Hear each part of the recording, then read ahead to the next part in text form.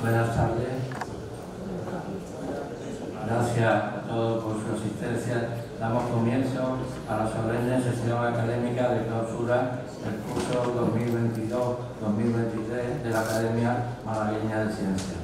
El excelentísimo señor alcalde de la ciudad de Málaga, don Francisco de la Torre, señora directora del Centro Oceanográfico de Málaga, doña María del Carmen García Martínez, doctora, que viene también en representación del Instituto Español de Oceanografía, señora doña Monserrat de la Cuadra, representación del Colegio Oficial de Farmacéuticos, señoras y señores académicos, señores y señores. Damos cierre a un curso verdaderamente histórico de nuestra institución en el que hemos venido celebrando el 150 aniversario. Arrancamos con un encuentro de academia que se celebró en este mismo salón y en el Museo de Málaga, que tuvimos la suerte de que el Comité de Honor lo presidiera Su Majestad el Rey, y en el que se concintaron hasta 9 rectores de universidad, 11 presidentes de academia, etcétera, etcétera. Este año, cargado de eventos, también ha supuesto una gran alegría por el reconocimiento que diversas instituciones han hecho a nuestra corporación. Citaré el Premio Garrido Morada a la Cultura de Málaga de la Excelentísima Diputación Provincial, la Medalla al Mérito otorgada por el Colegio Oficial de Farmacéuticos, la distinción del Colegio Oficial de Médicos de Málaga, también la distinción de la Universidad de Málaga, y últimamente nos ha llegado la noticia de que nuestra institución también ha sido nombrada Ateneo de Honor por la Federación Andaluza de Ateneos. Empezamos el año, la ceremonia de apertura, con una conferencia también muy importante. Lola Pons vino a hablarnos como comisaria del año Nebrija y experta en nuestra lengua sobre el año Nebrija. Y hoy tenemos una clausura y un broche de oro en el cual tenemos un tema realmente importante. Odón de Buen, con el que Málaga, la Academia y España tienen una deuda, fue socio de honor de nuestra institución, hijo predilecto de la ciudad y un enorme científico, especialmente en el campo de la oceanografía. Tenemos un ponente de lujo que nos va a presentar al doctor Camiña, al que agradecemos enormemente su disponibilidad y que se haya desplazado hasta Málaga, y ya verán ustedes lo bien que comunica, aparte de todo lo que sabe, quizá la persona que más sabe ahora en el mundo de la que más sobre Odón de Buen. Yo no quiero entretenerle, le doy la palabra al doctor Juan Antonio Camiña Hernández, nuestro secretario de secciones, que también es experto en oceanografía, que fue director también del Instituto del Centro Oceanográfico de Málaga, y no quiero en este momento dejar de recordar a otra persona que también formó parte de nuestra academia, fue la primera oceanógrafa española, Jimena Aguiló, a la cual rendimos también memoria emocionada. Tiene la palabra. Buenas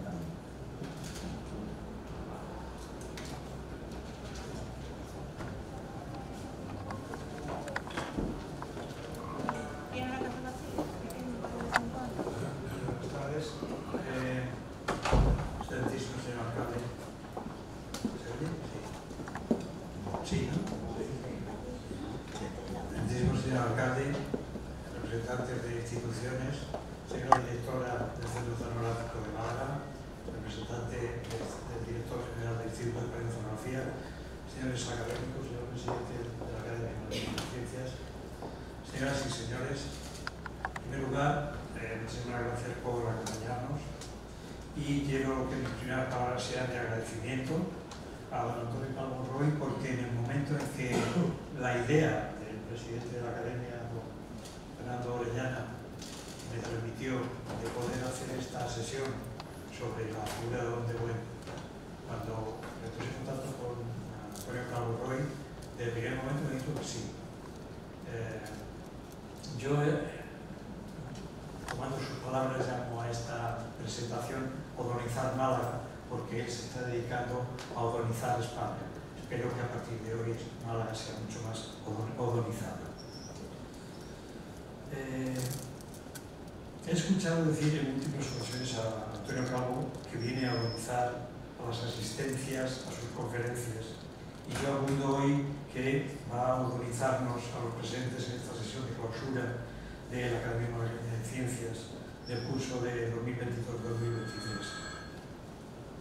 Con este esfuerzo personal que viene realizando durante bastantes años Antonio Calvo de organizar a España y con el empuje que también viene ofreciendo últimamente la nueva Fundación Odón de Buen y el Ayuntamiento de Zuera, de Zaragoza, que es el lugar natal de Odón de Buen, y con el esfuerzo que viene realizando también en los últimos años el Instituto Español de Oceanografía, y con el esfuerzo también de muchos voluntarios que queremos que sea un científico reconocido en nuestro país, y para darle un lugar en la historia de la ciencia española que va poco a poco claro que todavía tiene que llegar a encontrar.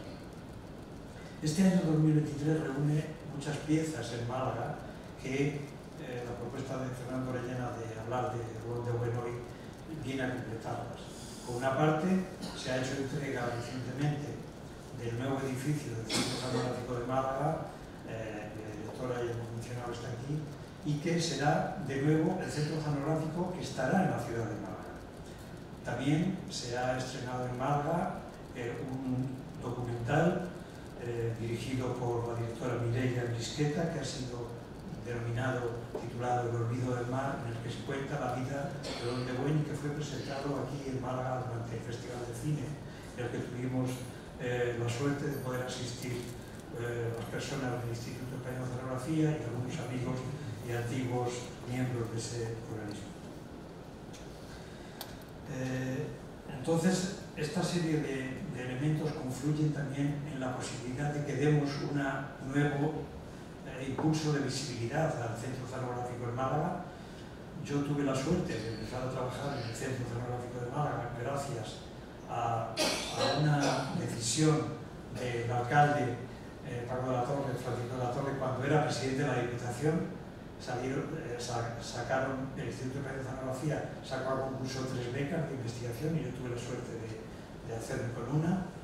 Y entonces estuve en la sede del centro que hay en el Paseo de la Farola, que hoy está ocupado por la Comandancia de Marina. Allí estuvimos hasta el año 86, en el que nos trasladamos a Fuengirola. Por lo tanto, desde hace décadas estamos intentando que de alguna manera se regrese a Málaga, que es la ciudad donde nació el Centro Oceanográfico, y la ciudad que ha hecho muchos esfuerzos, como digo, liderado por el alcalde, para poder conseguir que estemos de nuevo aquí. Pero bueno, vayamos ahora con nuestro ponente, que es a quien tengo que presentar. Es Antonio Calvo Roy, un reconocido periodista científico que ha publicado artículos de ciencia en numerosos medios de comunicación. Por ejemplo, en el periódico El País estuvo publicando desde el año 95 al 2011 con una frecuencia, yo creo que era diaria o semanal, posiblemente semanal, a veces era más que semanal. Y en la actualidad es el director de sostenibilidad de la empresa Red Eléctrica de España. Él nació en Madrid, en una casa en la que su padre, que algunos llegamos a conocer, Manuel Calvo Hernando, que también fue pionero en lo suyo, y que casualmente, como Odón de Buen, naciera un 18 de noviembre. Y, como digo, era un reconocido periodista y divulgador de la ciencia, de tal manera que creó la Asociación de Periodismo Científico en el año 1971. Esa asociación hoy sigue viva y se denomina Asociación Española de Comunicación Científica. Si la familia es un pilar fundamental en la formación y educación de las personas, en el caso de Antonio Calvo ha debido serlo de manera contundente, en mi opinión, ya que su padre, con este empuje que hemos ya mencionado, alcanzó el título de doctor por la Universidad CEU de San Pablo de Madrid a la edad de 75 años, y no sobre un tema menor, sino que una tesis titulada La ciencia como material informativo, relaciones entre el conocimiento y la comunicación en beneficio del individuo y la sociedad. Sin ninguna duda, el periodismo y la ciencia caracterizaron el ambiente familiar, cultural y formativo en el que creció Antonio Calvo. Entre el 82 y el 92 trabajó como colaborador en diferentes revistas y periódicos, casi siempre escribiendo temas de índole científica, pero también sobre salud y otros temas no científicos. Desde el 92 al 99 trabajó en los gabinetes de prensa del Ministerio de Agricultura, Pesca y Alimentación, en la Secretaría General de la Energía y en el Consejo de Seguridad Nuclear. En el año 2000 crea una empresa de comunicación con algunos colegas sobre comunicación científica y ambiental, que se denomina la empresa Divulga, con la que colaboró preparando artículos científicos para periódicos, guiones para exposiciones, difusión de la ciencia, etc. Y también ha estado en esos años dando cursos y talleres sobre periodismo científico en distintas universidades. Desde septiembre de 2004 a 2012 fue director de comunicación de Red Eléctrica de España y entre abril de 2015 y agosto de 2018 ha sido director de comunicación de la Universidad de Nebrija de Madrid.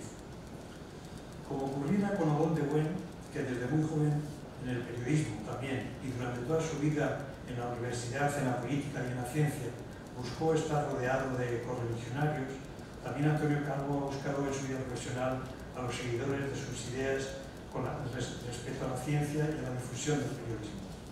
Y en esa línea de buscar y compartir con correligionarios, en 2009 fue elegido por sus afines presidente de la Asociación Española de Comunicación Científica, permaneciendo en ese cargo hasta 2019.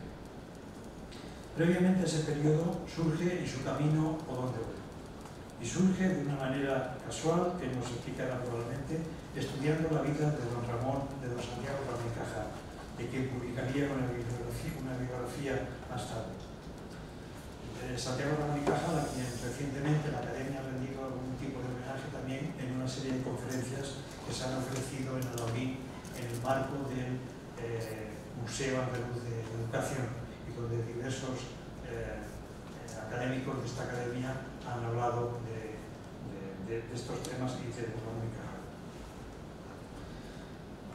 Tanto Ramón y Cajal como Odón de Buen coincidieron en Madrid y fueron amigos y discutieron y tenían un lugar en el que se reunían y ambos, según Laín Entralgo, formaron la primera generación de sabios de la España contemporánea. Ambos fueron reconocidos personajes populares, científicos reconocidos en el final del siglo XIX y comienzo del XX, igual que fueron ambos académicos de honor de la Academia Malagueña, Sociedad Malagueña de Ciencias entonces. Siguiendo con Antonio Calvo Roy y su currículum, escribió un libro denominado La Antártida, Catedral del Hielo, después de haber visitado la Antártida, y en algún lugar he leído que era el libro que a él le había gustado leer antes de ir a la Antártida, porque muchas veces es un continente no solo de frío, sino con mucho desconocimiento de lo que allí nos encontramos.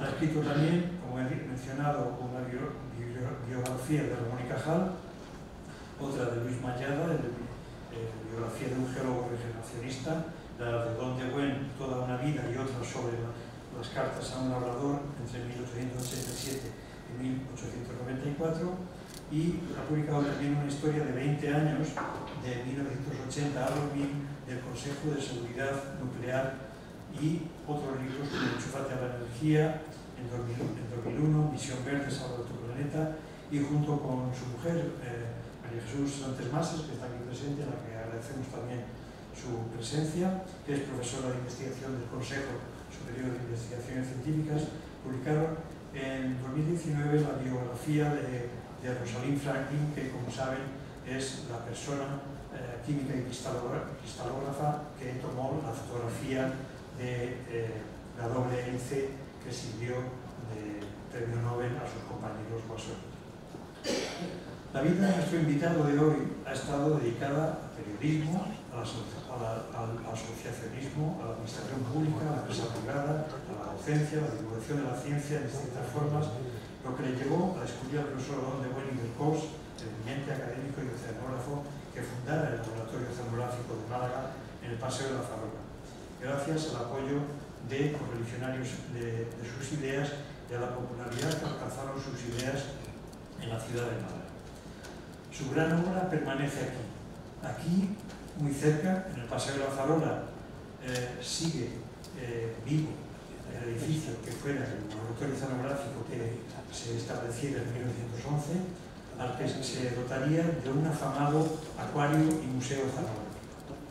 Ese edificio de laboratorio oceanográfico fue el mejor resultado de la historia de amor de Don de Buen con Málaga, una historia que aún sigue viva y que seguirá por décadas, como lo asegura la próxima inauguración del nuevo centro oceanográfico desde su posición a poniente del río Guadalmedina, desde donde ese edificio debe mirar orgulloso al primer edificio que se encuentra a levante en el Paseo de la Fábrica. Antonio Calvo Roy nos va a hablar hoy de Don de Buen, del científico, el político, el hombre, el exiliado, cuyos frutos, por cierto, además de la creación del Instituto de Oceanografía, que prospera en pleno siglo XXI, son sus reconocidos descendientes en México y América, que manifiestan su excelencia en campos como la ingeniería, el derecho, la arquitectura, la universidad, etc. O Don de Buen, el hijo adoptivo de Málaga, según podemos leer en el periódico El Popular del 1 de febrero de 1986, en su página 3, que bajo el titular "La sesión celebrada ayer por la Comisión Gestora Municipal", que era el Ayuntamiento, subtitula "Se acuerda nombrar hijo adoptivo de Málaga al ilustre sabio Don de Buen".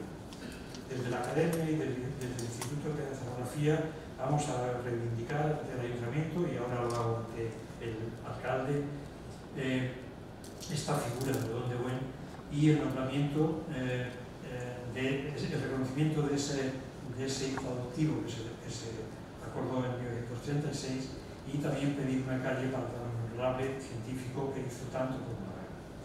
Hago mías las palabras que pronunciara en esa sesión de 1936 el concejal señor García Herrera.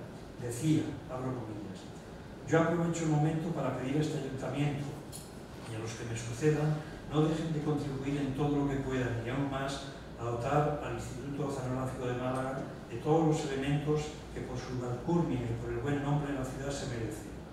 Con todo el fervor de mi corazón me asocio a la moción de nuestro alcalde", decía él, yo me asociaré a la de nuestro alcalde cuando lo proponga, "con la seguridad de que si honramos al profesor de Buen con el título de hijo adoptivo de Málaga, que acogerá como un preciado galardón, honraremos a Málaga dándole por hijo tan preclaro una figura eminente de la ciencia española".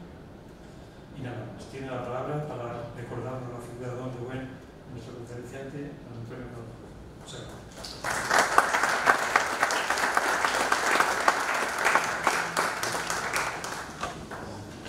Buenas tardes, señoras y señores, señor alcalde, señora directora del centro, señor presidente de la academia. Muchísimas gracias, Juancho, por esta amable presentación. Hay un dato sobre mi padre que probablemente lo conozcas y que tiene que ver con Málaga, y es que era muy amigo de uno de los, yo diría, más preclaros hijos de Málaga de los últimos tiempos, de Amador Alcántara, a quien yo recuerdo cenando en casa de pequeño con su humor y con su gracejo. O sea que muchísimas gracias por darme la oportunidad de estar hoy aquí hablando de Don de Buen, precisamente en Málaga, una ciudad que, como hemos visto y como veremos, es una de las 4 más importantes junto a Barcelona, Madrid y Palma de Mallorca en la vida de Don de Buen. Aquí fundó en 1911 el segundo de sus laboratorios, que junto al que había fundado en 1906 en Palma de Mallorca y el que anteriormente había creado Augusto González Linares en 1886 en Santander, fueron los 3 elementos que sirvieron de cimiento para crear en 1914 el Instituto Español de Oceanografía.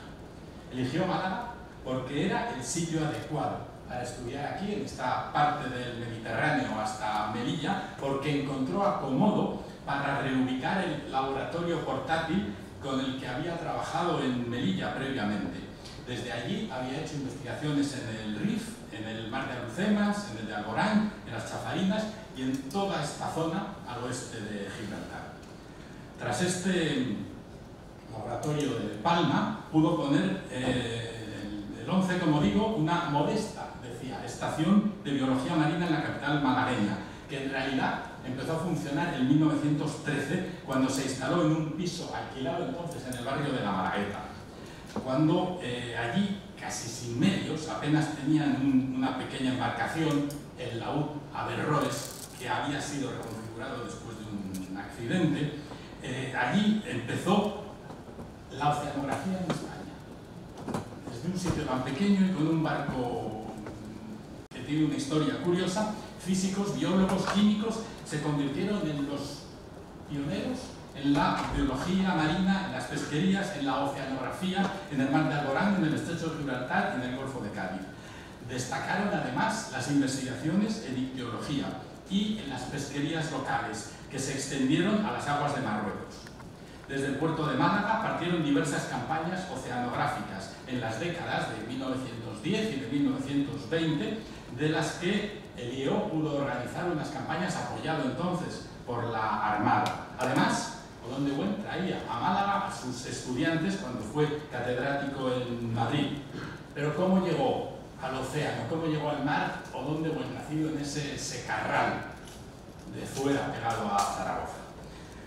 Pues Olón-de-Buen, catedrático de universidad, oceanógrafo, masón, republicano exaltado y librepensador militante, como le definía Ramón y Cajal, con quien coincidió en la tertulia en Barcelona y primero en Madrid, vivió justo entre las dos repúblicas españolas, lo que permite también enmarcar muy bien su vida política y su vida científica.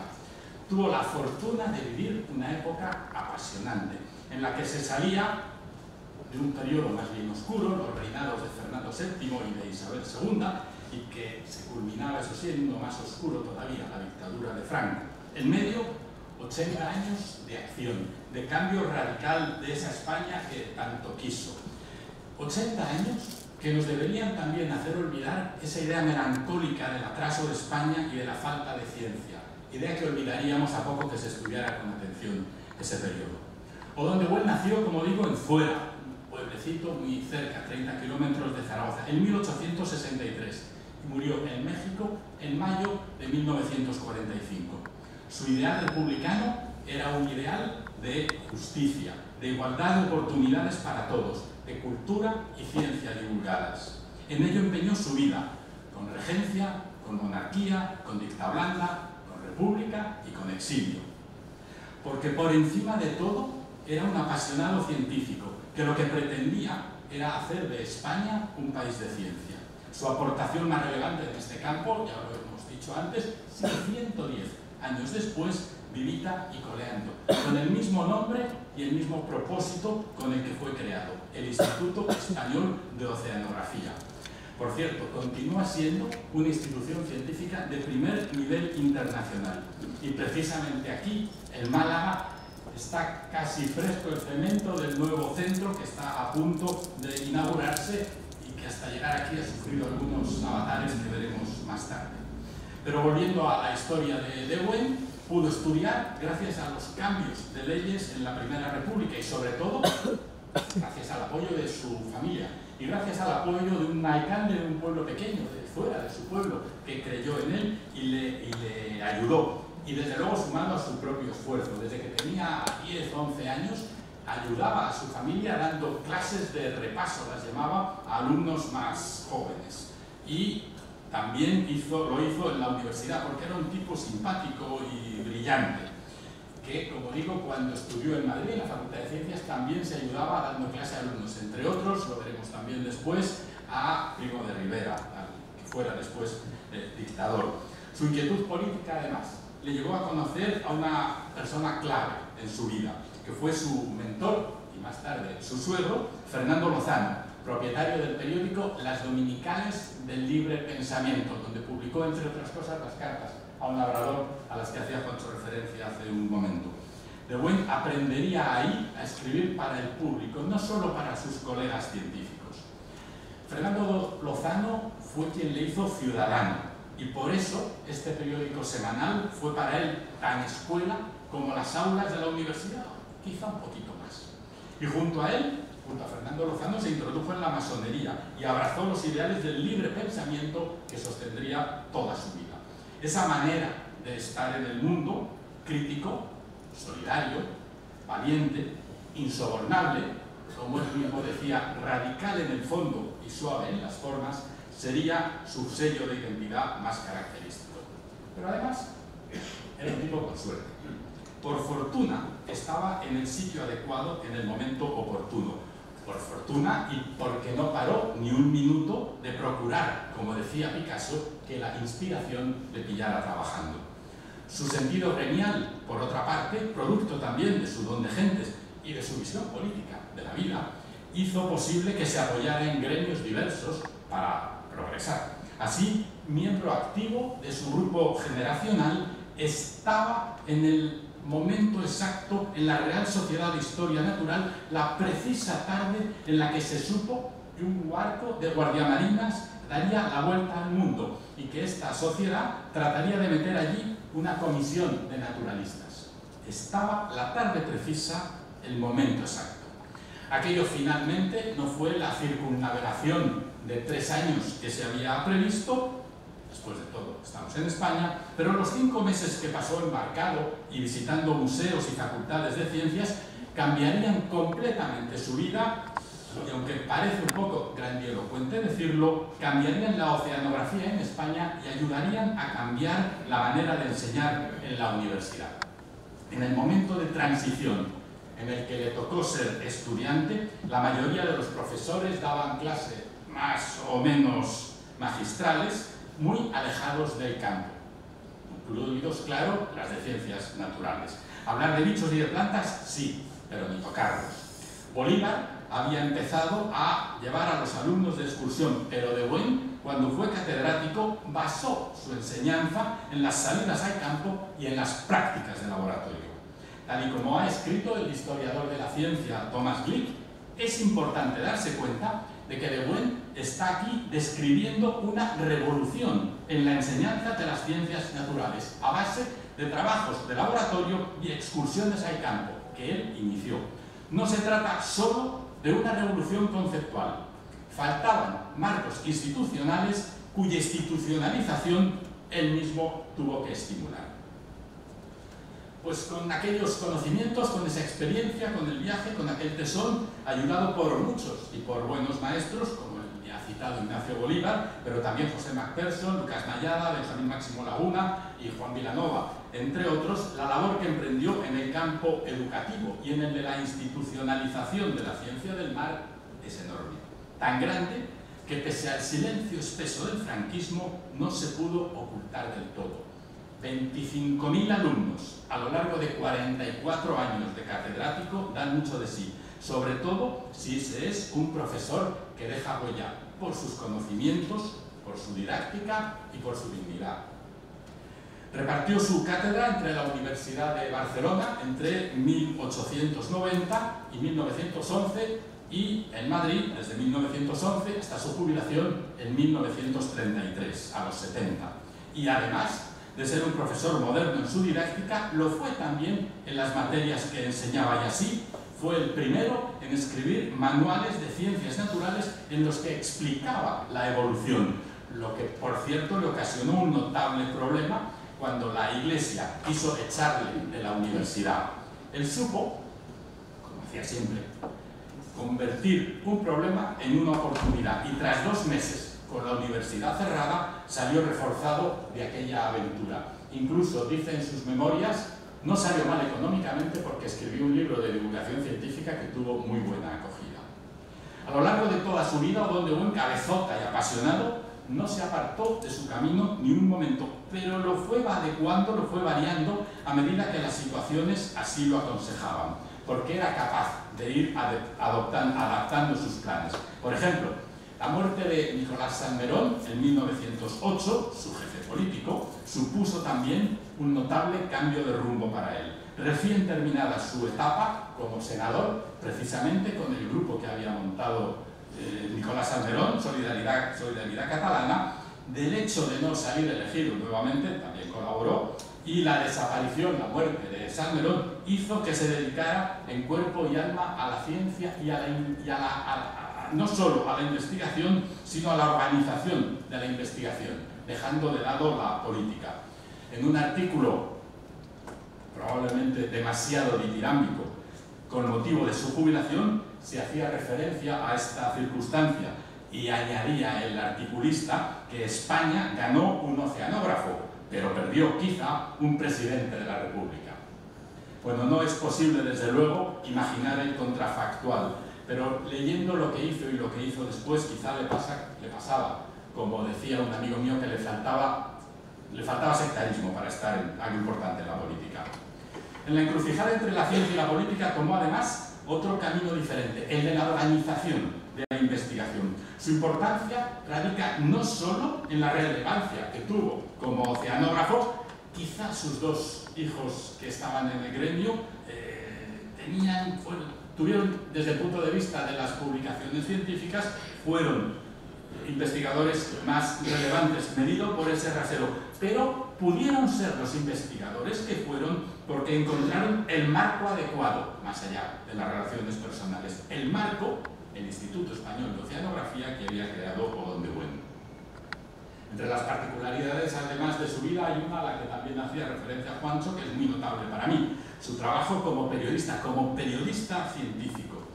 Si hemos visto que ganó sus primeras pesetas como maestro de niño, probablemente ganó las segundas como periodista para el semanario de su suelo, las Dominicales del Libre Pensamiento, porque fue su escuela política, sí, pero también su escuela de redacción. Y allí trabajó como divulgador, como publicista, como se decía entonces, pero además como periodista científico en sentido estricto, es decir, contando noticias de ciencia de cualquier índole, desde los kilómetros de ferrocarril que había en Rusia hasta las investigaciones de los doctores Ramón, luego Ramón y Cajal, y Ferrán sobre el cólera en la tremenda epidemia de 1885 que causó estragos, entre otros, la muerte del propio padre de Buen. Esa inclinación periodística, a mi juicio, está también relacionada con lo que hablaba hace un momento. De Buen es periodista y luego divulgador de la ciencia para ayudar a la gente a adquirir conocimientos, a saber más. Desde siempre tuvo muy claro que incrementar la cultura científica es incrementar los grados de libertad. El conocimiento es libertad, piensa, tal y como por las mismas fechas escribió el poeta cubano José Martí: ser cultos para ser libres. Odón de Buen y Rafaela Lozano, su mujer, un personaje, por cierto, del que no hemos estudiado lo suficiente, como pasa con tanta frecuencia, y que es extraordinariamente importante en su vida, tuvieron 6 hijos.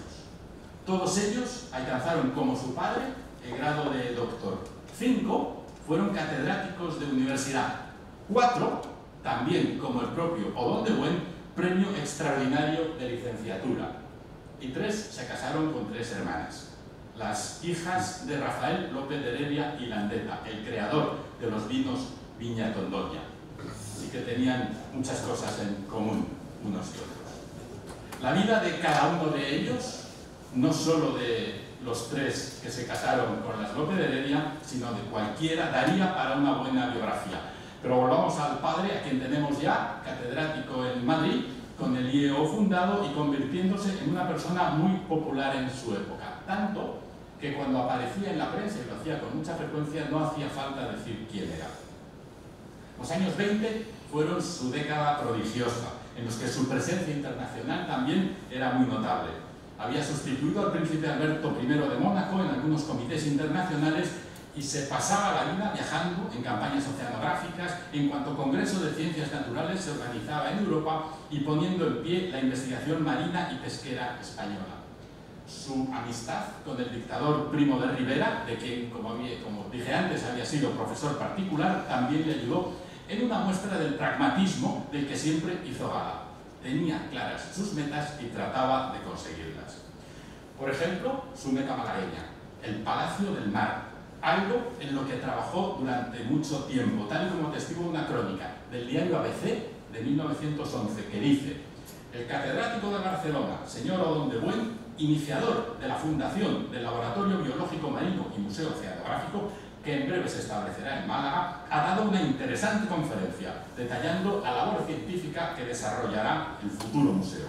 El orador, que fue ovacionado en repetidas veces durante su instructiva conferencia, se auxilió de un aparato de proyecciones, haciendo más comprensible a los profanos su científica disertación. Y también esta otra. Cuando Odón de Buen ha visitado al alcalde, el antecesor de 1911, a quien habló de la importancia que tiene para Málaga la estación biológica que se construye en el Paseo de la Farola y le anunció la celebración en esta ciudad de un congreso oceanográfico al que concurrirán numerosas personalidades. Y es que tras la fundación de este laboratorio, Odón de Buen trató de convertir a Málaga en el centro de investigación oceanográfico de Europa.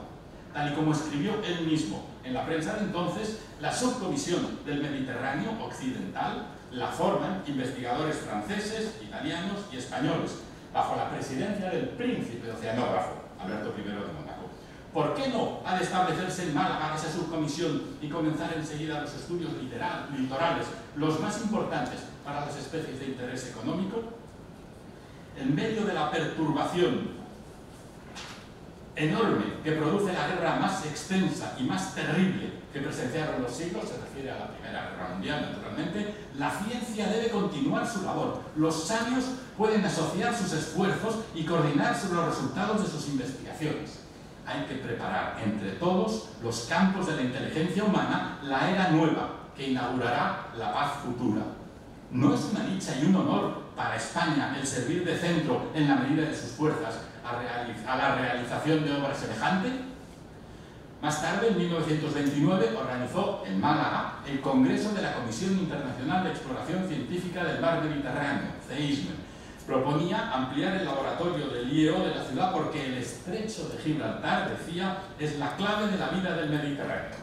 Por esa puerta, oleadas de agua oceánica entran, llenan de vitalidad a diario, ejerciendo saludable influencia en el clima y en las producciones agrícolas de nuestras privilegiadas costas, y aún tierra adentro en grandes extensiones continentales. Estudiar metódicamente las condiciones físicas, químicas y biológicas de las aguas del estrecho e inmediatas del Atlántico y del Mediterráneo. Estudiar sobre todo su dinámica, corrientes, mareas, oleajes, no solo interesa a España, sino a todas las naciones europeas. España tiene el compromiso de honor de no cejar en el estudio del estrecho de Gibraltar, y Málaga se encuentra estratégicamente situada para este estudio. Durante este congreso, por cierto, de 1929, se puso la primera piedra de ese edificio.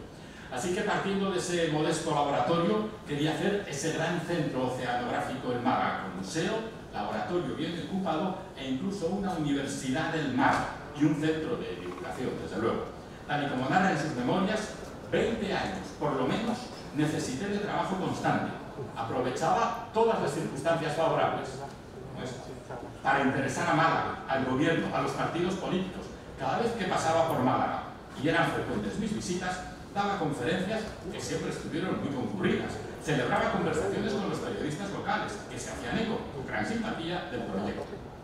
Y así, entre la presión a los medios y la presión a los círculos políticos y académicos, se movía en las más altas esferas de un gobierno, dice, y de un ministro amigo obtenía una orden ministerial o una real orden favorable al proyecto, de un diputado halagüeñas recomendaciones entusiastas cerca de las fuerzas vivas de la ciudad. Poco a poco consiguió que el laboratorio tuviera un buen local, gracias a que con Primo de Rivera tuvimos un gigantesco impulso y con la República y el pensamiento atrevido de 20 años atrás se convirtió en realidad. La autorización para que comenzaran las obras la firmó en 1932 el entonces ministro de Fomento, Indalecio Prieto, y el edificio del nuevo laboratorio y Centro Internacional de Estudios Marinos de Málaga se inauguró en 1935 y es sin duda el mejor de los centros de esta clase existentes en el mundo. Decía Odón de Buen que modesto no era. En 1933 además habían añadido un acuario al proyecto. El diario El Sol hizo un gran despliegue con el Congreso y le dedicaba notables elogios como estos. La mayor garantía del éxito en nuestra labor queda asegurada al tener al frente de la institución a un profesor de la categoría de don Odón de Buen, de renombre universal. Trabajador infatigable, constante y asiduo, estudia todo lo que puede ser útil para llegar a soluciones precisas sobre los fenómenos que se producen en los mares abarcados por el radio de acción del Consejo. Con este embrión pretendía crear en Málaga una verdadera universidad del mar. Tal y como dejó escrito poco después uno de los participantes en el homenaje que después de este congreso recibió Odón de Buen en Madrid, decía: fuisteis, dijo, el primer cultivador de los estudios oceanográficos en España, enlazándolo con resonantes triunfos. el primero en sumar el acervo creador hispánico y el primero en concebir la primera conferencia internacional de oceanografía. También en realizar trabajos ingentes, que remató con notoria fortuna al inaugurarse en Málaga el más bello edificio y magnífico Palacio de Investigaciones, que es gloria personal vuestra, tesoro de España, orgullo de América y que tiene valor y sentido de universalidad.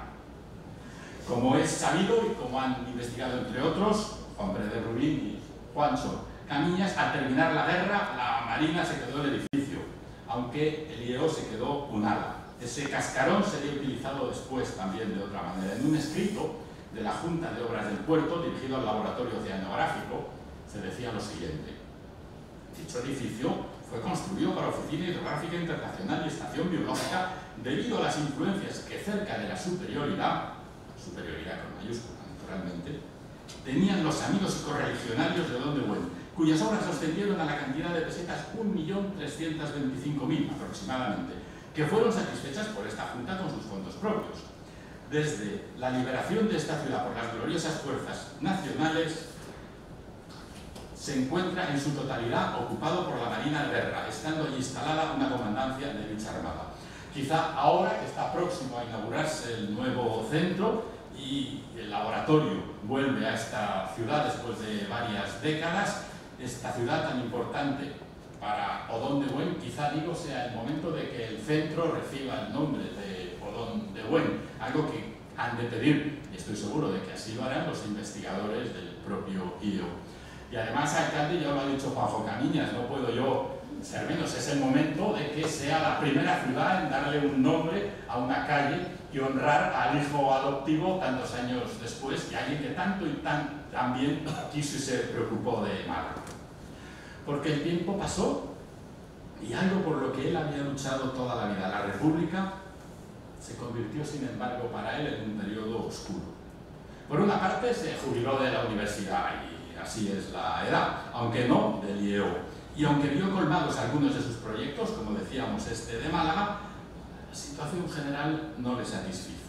Para una persona con sus ideales, en los que la lucha conjunta por el bien común y el progreso social eran parte constitutiva de su ser, las banderías republicanas no le satisfacieron.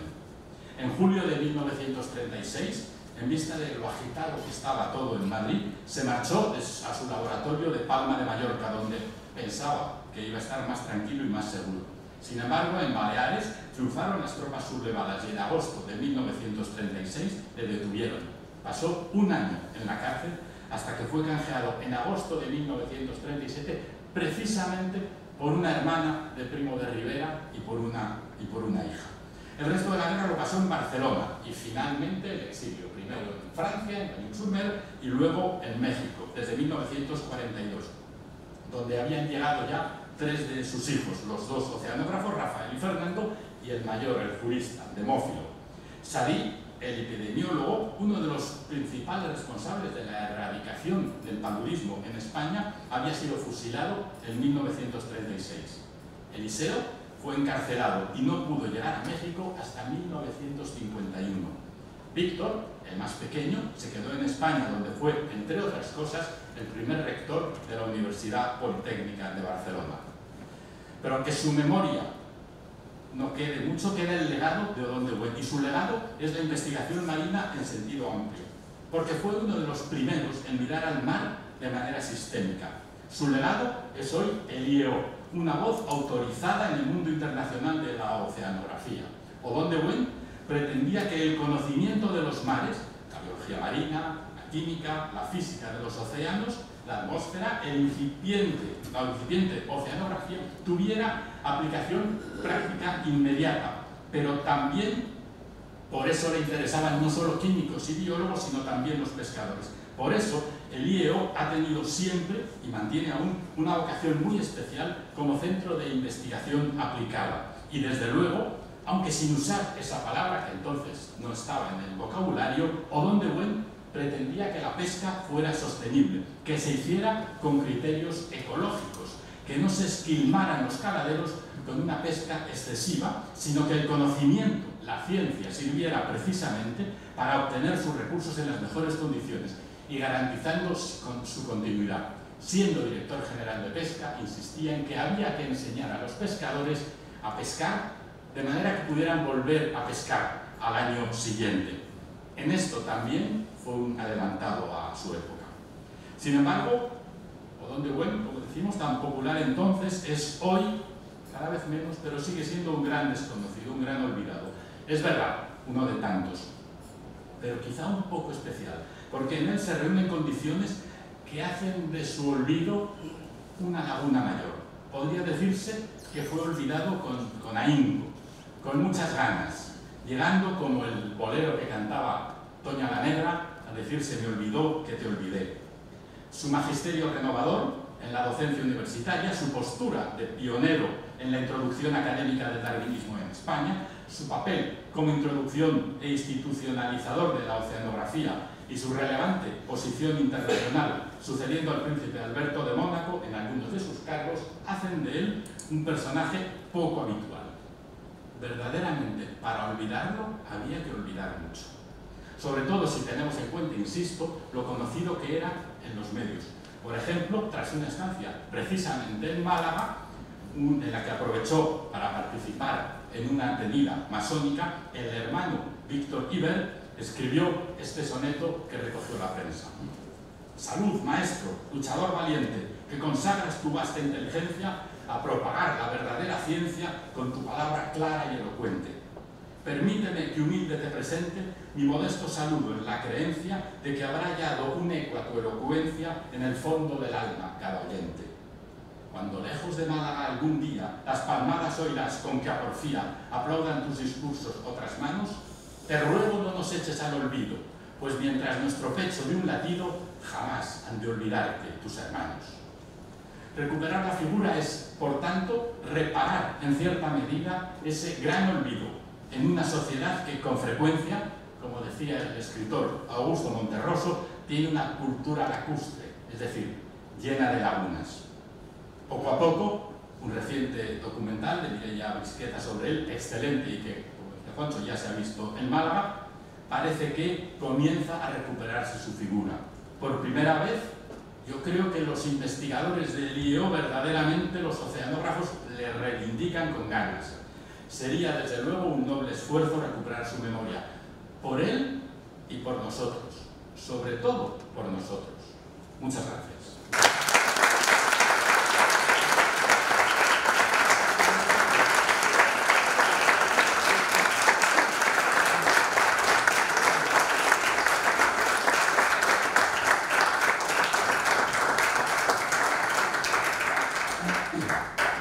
Muchísimas gracias, realmente impresionante la documentación, la coherencia y la de datos que muchos tenemos que reconocer que desconocíamos de nuestros socios. Málaga está de moda por muchas cosas, gracias en gran parte a nuestro querido alcalde, al que felicitamos cordialmente por la reelección, pero también en la ciencia pues vamos dando pasos. A 1 de septiembre tenemos la Bienal de la Real Sociedad Española de Historia Natural, precisamente este año en Málaga, y allí recordaremos a Odón de Buen, por un trabajo que va a presentar el doctor Camiña, también a Domingo de Orueta, hijo, que era amigo tanto de Cajal como de Odón de Buen, también fue socio de honor nuestro, y la invitamos a participar, y en esa fecha también tendremos del 1 al 28 de septiembre una exposición en la sala de la Económica, gracias a la colaboración institucional y una serie de conferencias. Pues nada más, muchísimas gracias a todos por su asistencia. Declaramos clausurado el curso académico 2022-2023.